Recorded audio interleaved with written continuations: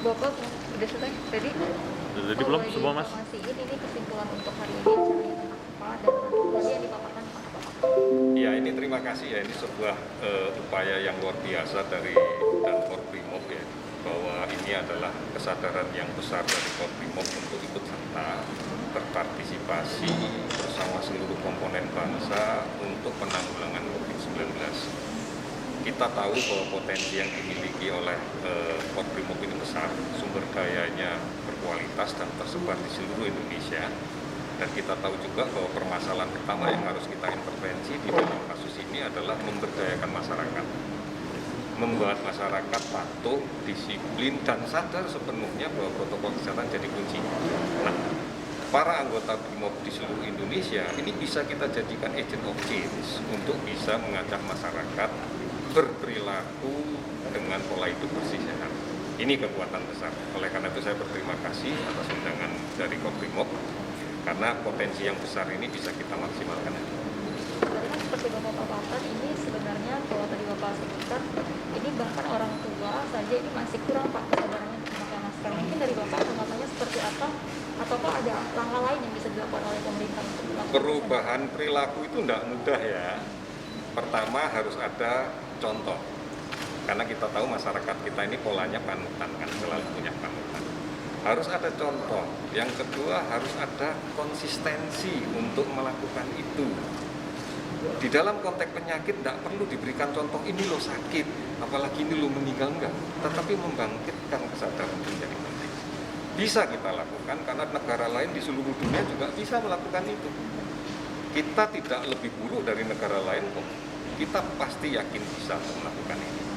Inilah yang perlu kemudian dilakukan percepatan, dan teman-teman di Brimob, saya kira teman-teman di kepolisian pasti memiliki hubungan yang baik juga dengan para tokoh masyarakat yang lain, tokoh agama, tokoh adat, budayawan, yang kemudian juga bisa menjadi tokoh panutan masyarakat sekitar. Saya pikir bukan hanya bicara dengan masyarakat, bicara dengan tokoh agama, tokoh adat yang ada di sekitarnya untuk meyakinkan sehingga bersama-sama bisa mengedukasi masyarakat. Ini kunci sebenarnya. Pak, yang terakhir ini tadi juga dipaparkan kalau ada rumah sakit yang dibantu untuk salah satu sebagai tanggung jawab dari TNI dan Polri begitu Pak. Itu bagaimana Pak konfirmasinya? Ya, di dalam kaitan dengan pelaksanaan tugas ke depan, saya yakin tugas ke depan yang akan dihadapi teman-teman Brimob nggak makin mudah, makin sulit, makin complicated.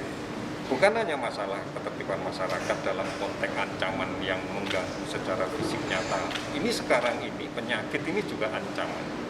Dan tidak hanya COVID. Kita masih punya banyak sekali permasalahan penyakit, ada demam berdarah, ada malaria dan sebagainya. Ini harus menjadi lini terdepan di dalam kaitan mengatasi kesulitan manakala kemampuan kapasitas daerah nggak bisa. Atau menjadi kekuatan supporting yang besar untuk pemerintah daerah dalam menghadapi permasalahan ini.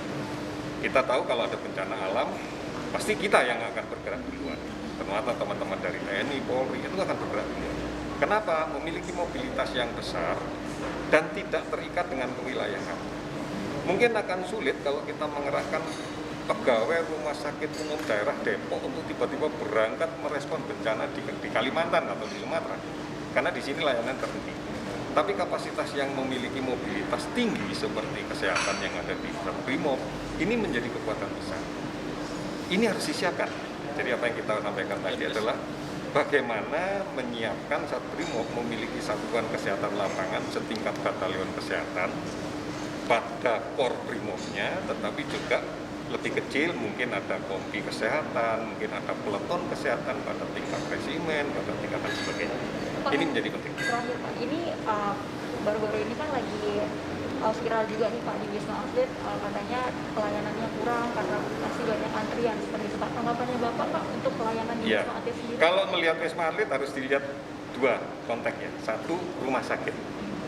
Satu, fasilitas isolasi. Ini beda. Kalau yang tower yang baru kita buka kemarin fasilitas isolasi. Ini akan memiliki standar layanan yang sama dengan fasilitas isolasi yang ada di hotel dan sebagainya.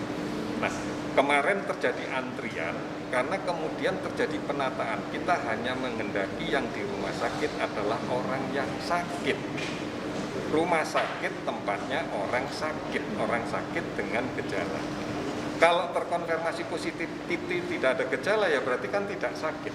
Nah ini harus dipindahkan. Proses pemindahan itulah yang membutuhkan waktu. Kemarin yang cukup panjang adalah pemindahan dari rumah sakit yang ada di Jakarta yang tidak sakit dalam tanda petik, hanya labnya positif, untuk semuanya dipindahkan ke tempat karantina di Wisma Atlet.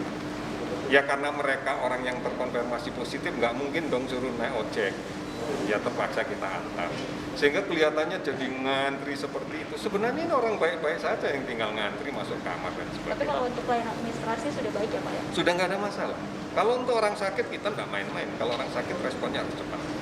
Harus ada unit yang menerima secara cepat untuk orang sakit. Tapi kalau untuk orang yang tanpa gejala kan kayak check-in hotel lah. Kalau resepsionisnya ngantri, yang ngantri lah gitu ya. Hanya karena mereka tidak naik ojek, harus diantar pakai ambulan, ya kelihatannya heboh. Semalam aja setelah itu nggak ada apa-apa. Ya, oke. Terima kasih Pak. Baik, terima kasih.